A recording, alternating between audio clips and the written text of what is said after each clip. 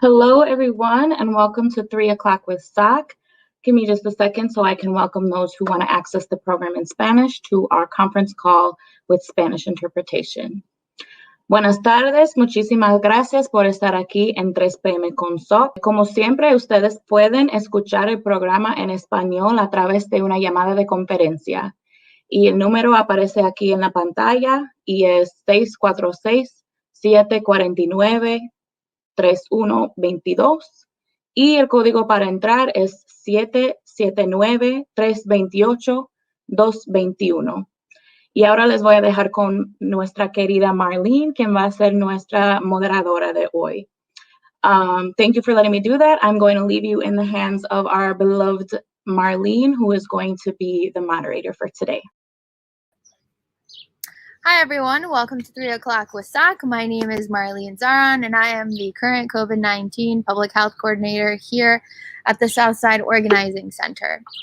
I am just trying to plug my laptop in real quick.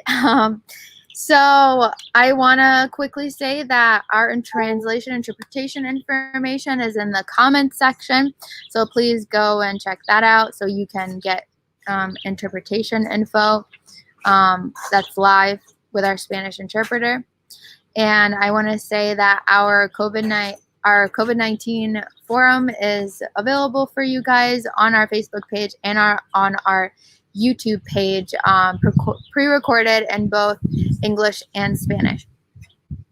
Before I move forwards, I just want to say, it's a great day. Even if you're working at home, go sit outside and work at home. My mom's got the barbecue cooking, so that's going to be a nice time. So just enjoy the day. That's what I say for your mental health. That being said, I'm going to welcome, seems like our guest is not here yet, so I'm just going to go ahead and talk about our COVID-19 updates that we have for you guys for today. So I just watched a live forum with the mayor. And so right now we're at 18.8. So there's 18.8 cases per 100,000, which is the lowest disease burden since the beginning of the pandemic in March. So that's been down from 2.2% to 1.2%. And so we're making progress in regards to COVID-19 and getting individuals vaccinated. And then those that are 16 years old and over, they are vaccinated at 44.9%. So there's that. And then right now in the U.S., there is 30,000 individuals in the U.S. that are getting COVID-19 every day. But actually, that's an alarmingly high number, you might think, but that's actually the lowest that it's ever been since March of 2020. There are currently 19 cases a day in Milwaukee alone, and there is a death every week. And then there's currently 1,000 people getting the vaccine every single day. So we're moving up. There are currently really high numbers that are moving up there. Let me share my screen really quickly and show you guys the current vaccine numbers from the COVID-19 vaccine website for the Department of Health Services. So if you look here, our numbers have gone up to 48.8% of individuals vaccinated. So that's gone up about 3% since last week, which is good. We're moving up. So what that means is 2,842,000 around that have gotten vaccinated for COVID-19. The highest number of individuals getting vaccinated by race are the Asian community. So they stand at 46.7%. Coming in second is the white community at 45.4%. And coming in third is the American Indian community at 31.5%. And coming in last is the Black community, coming in at 24.9%. But then when you go down here to those that identify as Hispanic, 33.7% of the Latinx population has been vaccinated. Actually, the 53215 zip code, approximately 50% of people have been vaccinated and they have at least their first dose. So I got that information from a public safety committee meeting with the commissioner and some other aldermen from Milwaukee. Yeah. And if you see here, the highest number of individuals getting vaccinated by age range are 65 years and up, so at 83.7%. The lowest is 12 to 15-year-olds, but that's only because that vaccine is just recently new to individuals that are in that age range, and they're at 23.3% right now. Those 16 to 17-year-olds are vaccinated at 34.2%. So that's really high for those 12 to 18 years old that didn't have the vaccine available to them prior to that. So that's a really good number for those that are getting vaccinated that just got access to the vaccine. And then we see that 25 to 34-year-olds are at 45%. And then 35 to 44-year-olds are at 53%, and 45 to 54 are at 55%, and 55 to 64-year-olds are at 66.1%. If we look at the county, you'll see that the total county population as a whole is around 900,000. And approximately 441,000 of those individuals have at least had their first dose for their COVID-19 vaccine, and 40.3% of those residents have completed both their first and second shot, or their first shot if they just got the Johnson & Johnson. And for those that have done their whole full set of COVID vaccines, that is 381,000 people from Milwaukee. So we're moving towards at least half, or at least 2/3 of the population being fully vaccinated in Milwaukee, which is really good looking at numbers right now. And since COVID numbers are at their lowest right now, since the beginning of the pandemic, that was very good to see. So that being said, I'm going to go ahead and introduce Erika on our page, on our live forum. Hi, Erika. Hey, Marlene. Happy to be here again. I'm good. How are you? Good, good. Just enjoying the weather. Yes, I like to see it. You're outside. Nice. Yeah, it's nice. Sometimes we kind of just get stuck at home because we're working in the house all the time. But yeah, I was very grateful to have a nice backyard and somewhere to sit back here. Yeah.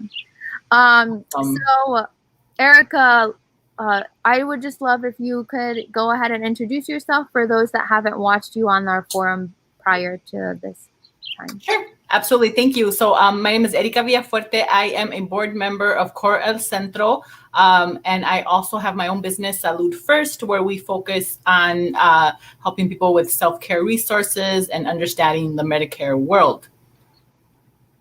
Awesome, awesome. And so let's go ahead. So Erika has been coming on with us, and we've been talking about mental health issues regarding, the Latino AX community and the immigrant population as a whole. Today's topic, you want to go ahead and introduce it? Yep. So we're going to be talking about self-love, and especially self-love during this COVID time. But we should always be practicing self-love, but it's extra needed right now. Right. So let's go ahead and talk about what is self-love? How do you define self-love, Erika? Great question. So absolutely, you know, a lot of people hear that, but what is self-love, right? To be able to practice self-love, we really need to understand it. And it might mean different things for different people. But in my opinion, self-love is really just appreciating oneself and, you know, understanding what works for us and not being afraid to set boundaries in anything that does not feel good to us. And just valuing that we deserve to be treating ourselves well. Yes, definitely. I totally agree with that. And then that being said, how can someone, you know, take care of themselves? How can someone show themselves self-love? Absolutely. So again, it might mean different things to different people. A lot of times when you hear about self-love, you know, people think of a massage. Let me go get a massage. Let me go get a manicure. You know, let me treat myself to my favorite, you know, drink or dessert. And those are all really important. But really self-love is, you know, practicing daily as much as possible things that are healthy for our mind, our body, and our spirit. And whatever that might look like for each individual person. You know, just setting boundaries again with anything that doesn't feel right, realizing that we deserve to take that extra effort of whatever it might take to feel our best, and just finding, again, things that feel good to you and being willing to not settle for less than you think is what you deserve. Definitely. So as a side note, how are ways that you practice self-love for yourself? So we can give like individuals examples of like what that might look like. I can go. Yeah. So great question. Putting me on the spot. I didn't prepare for that one. Like, oh, what do I do? But one of the things I have been doing, so I'm blessed that I have been busy at work, and sometimes it's really easy, especially right now. A lot of us are working from home. Before you know it, you know, it's 10 o'clock at night and you're still working. And I do realize that I don't work my best when I'm starting to feel tired.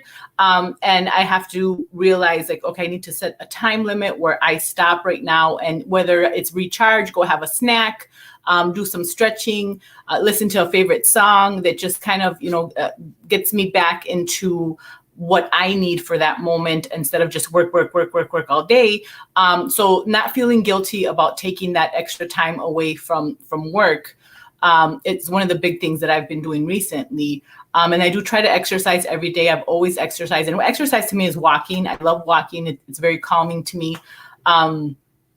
And just forgiving myself whenever I'm not doing those things, not being hard on myself is because that's easy to, you know, punish ourselves, if you will. Like, oh, you should have known better. You didn't do that. And just taking a deep breath and letting go and saying, hey, I'm human. You know, tomorrow's another day, or, you know, in a little bit is another moment. I'll try again. So those are some of the things that I do. I'd love to know what you do, Marlene, putting that question back at you. Yeah, for sure. So some things that I like to do are, I do take breaks during work. I have, in the beginning when I did start this job virtually, coming out of grad school, it was like, it was a hard transition a little bit because I was so used to sitting at my laptop all the time doing schoolwork. And I had to kind of remind myself, like, okay, once 6 o'clock hits, I need to stop, right? Yeah. But I was also working nonstop. Like, I would work through my lunch break and like all that. And I would just like eat while I'm working. And I realized that's not healthy. And actually some of my coworkers call me out on it. And I was like, yeah, you guys are right. Like, I shouldn't be doing that. Like, I should take the time for myself to actually enjoy like that break that I deserve, right? So yeah, just taking the time to take like my lunch break and then taking breaks in between. Like, I'll get up and I'll go for a walk around, you know, or even if I have a meeting, sometimes I'll just open it on my phone and I'll walk around while I'm in the meeting if I don't need like to write anything down or anything like that. I also go to the gym every day with my sister, and that really helps. Like, you know, you feel really good and empowered right after. And then I started journaling actually 2 days ago because I realized I want to record, you know, how I'm feeling throughout this journey in time. And nice. Yeah, just to kind of like look back at it and just like see how much you grow within like a year. So I started doing that. I do it really late at night, like right before I go to sleep. So that really helps me. And just seeing like, just when you like, I'm saying like a lot. When you write out everything that happened to you within that day and how it made you feel, it really helps you reflect on the blessings that are in your life, what you're grateful for within your life. Some days I'm just writing and I'm kind of shocked at, you know, the happy moments that happened throughout the day that I didn't even recognize, and moments that I was like really excited for.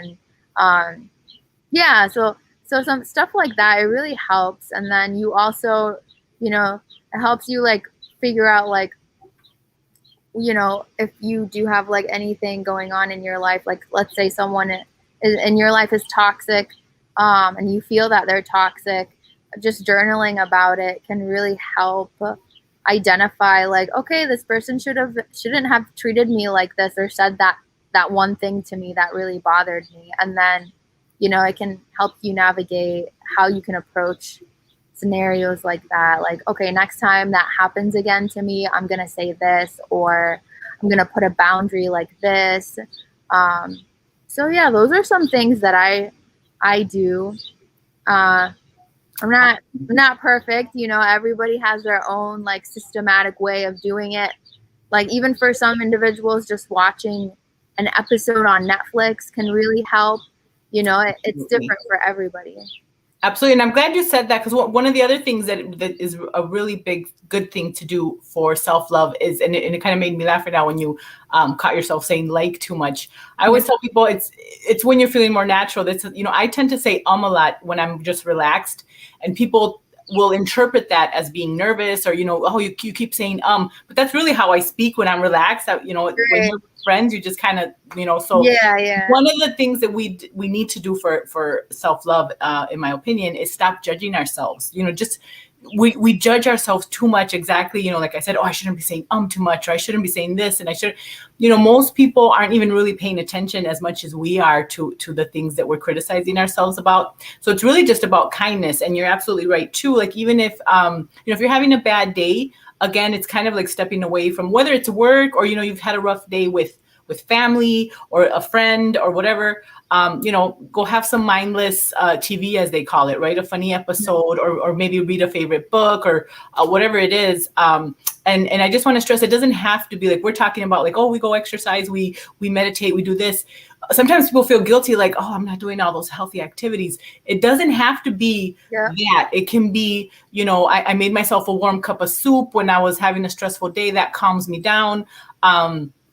I took a nap when I knew I really needed it. You know, it doesn't have to be, you know, this perfect, like, oh, look at me, I'm healthy kind of thing. But that does help if it's something that you like. I do agree. It's really listening to your body, like listening to your body and what it needs. It can even be something as small as getting yourself a snack, you know? Yes. Even throughout the day, like if you feel you're a little hungry, you know, listen to your body. Take the time to listen to your body.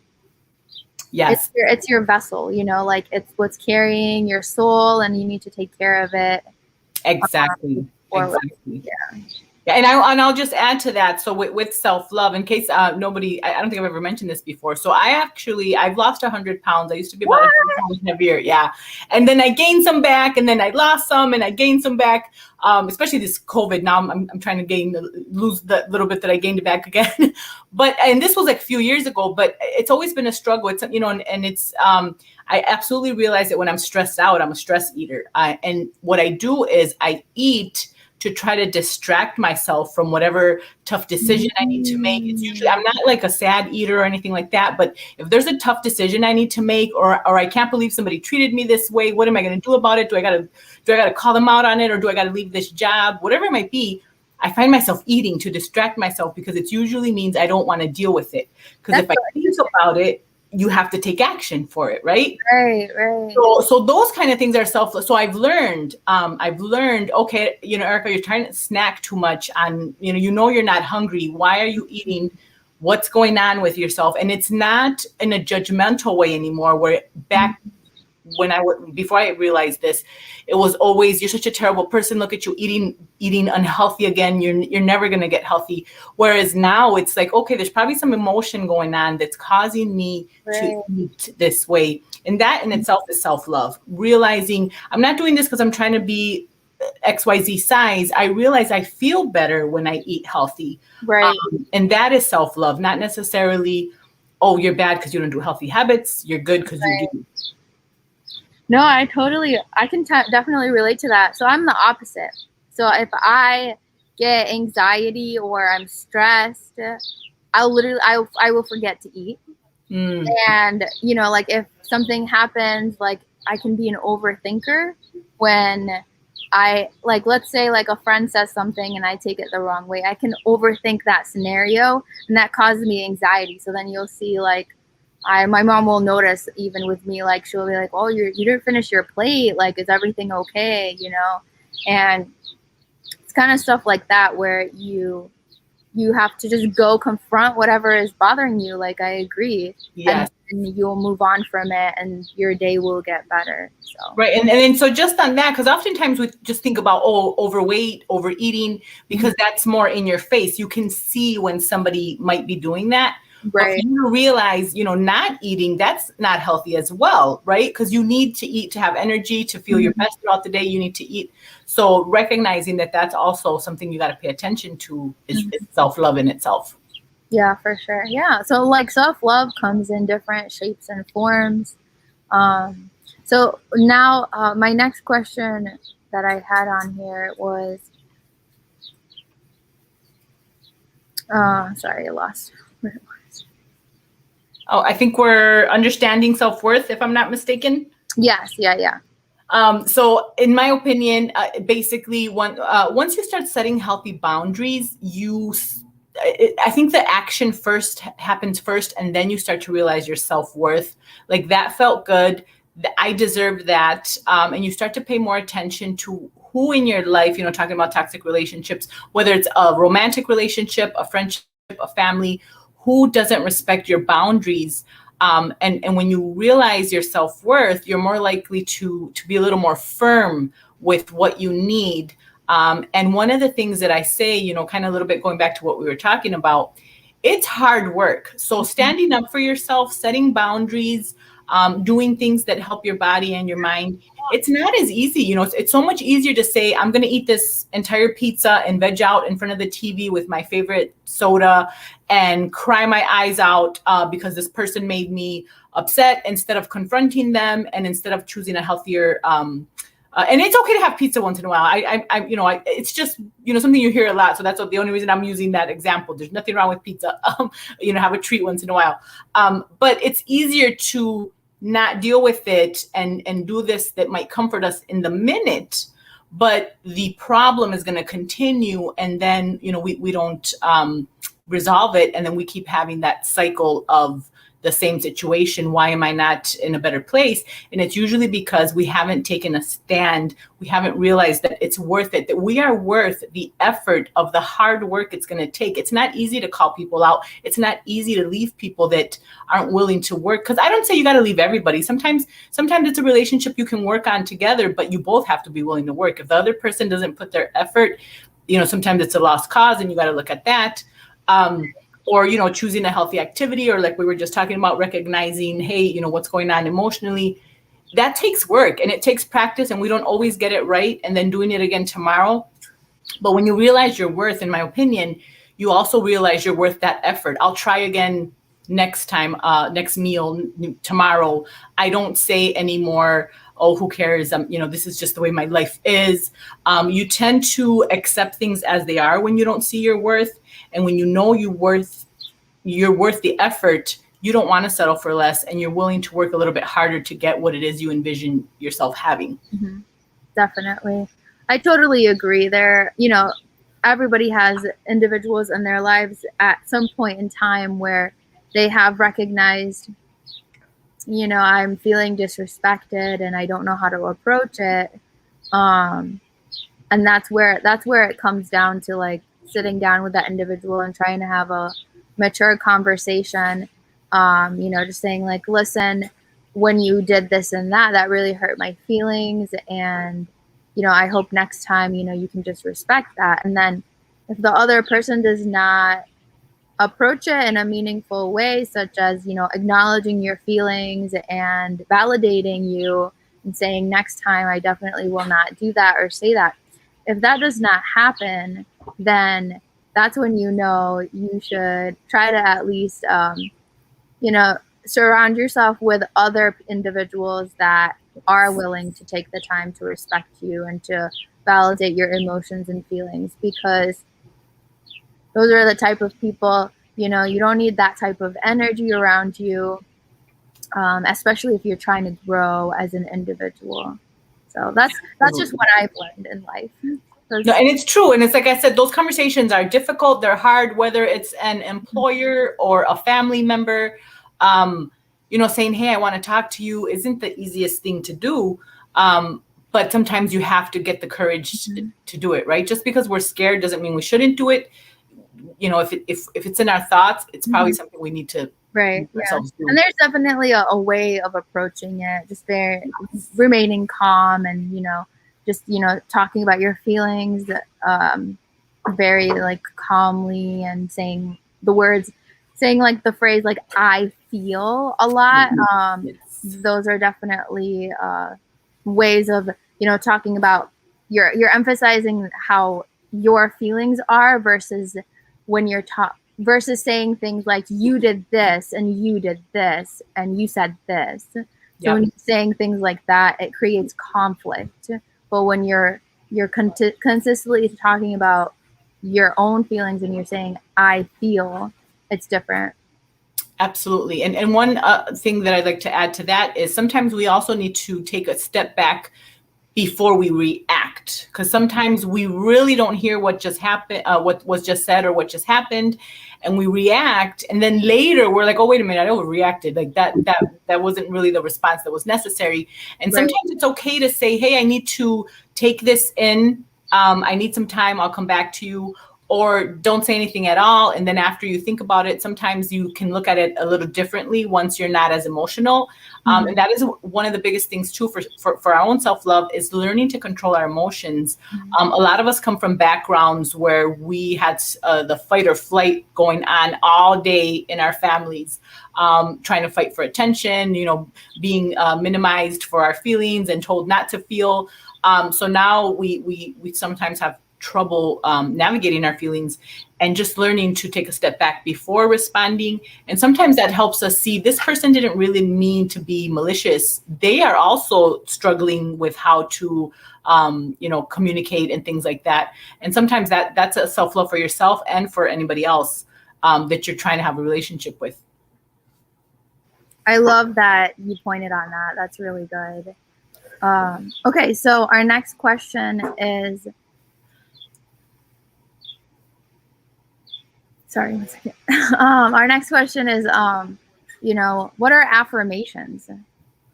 So that's something that I've been doing myself and just like reading a bunch of affirmations every day. But let's talk about what affirmations are and how they look. Yep. So that's probably another thing that a lot of people have heard, like, hey, you should be doing daily affirmations. Affirmations is really just a statement that you or a thought, usually with positive intent, most often with positive intent, to help impact you in a good way, and to motivate you, to inspire you, to help you believe whatever it is you're trying to achieve. So a lot of people will say something like, I am strong, I am smart, I am healthy. So if you're struggling with any of those areas, again, just going back to the health example, only because I do work on that a lot. I am healthy. I have the power to wait while I prepare a meal that is healthy for me instead of indulging in junk food right away. Little things like that. I am resourceful, whatever it might be, just repeating those to help change your mindset. Sometimes we don't believe it yet until we start repeating it to ourselves. And that is what affirmations are, in my opinion. And they do tend to be helpful for a lot of people. A lot of people feel silly when they start doing them, like, okay, this is weird, I'm just talking to myself. But for a lot of people that does work, it's worth trying. Yeah, I definitely agree.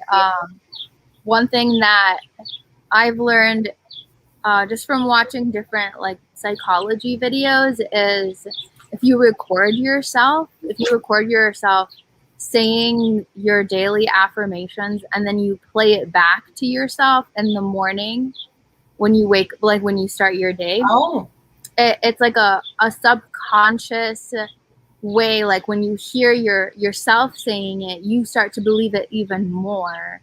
That's a good tip. Yeah, so and it's like your subconscious begins to believe those things, and then somehow you start to do them, you know, like you start to feel more confident, you start to feel like you have control over whatever you're trying to have control over. And yeah. That's a great tip because, you know, a lot of us, we YouTube somebody else or we look for a podcast from somebody else. But, you know, you could probably look up what to say if you don't know what to say to get started. But hearing your own voice say it, that's got to be powerful. I hadn't heard that. I'll probably try that, see how it sounds. I know when I was a kid, I heard my own voice. So hopefully that's not the issue. Yeah, when I did it, I was like, oh, man. Okay, let's see. Let's try to work with this, you know. But it does. Awesome. It does work. Yeah. There's also a lot of self-help books and a lot of like, you know, self-love books in general. Like there's a whole vast array of them out in the world, and there's specific ones with like even like. If you have gone through childhood trauma, you know, a lot of like the reasons why individuals don't know their worth is because of childhood trauma. And yes. It's just like a psychological thing that it goes right back to it, right? Every time. Absolutely. So yeah, and so one of those things like that individuals like to do is get like self-love books that are affiliated. You're kind of freezing up. I think you're frozen now. I don't know if it's just me, but I can't hear you at all.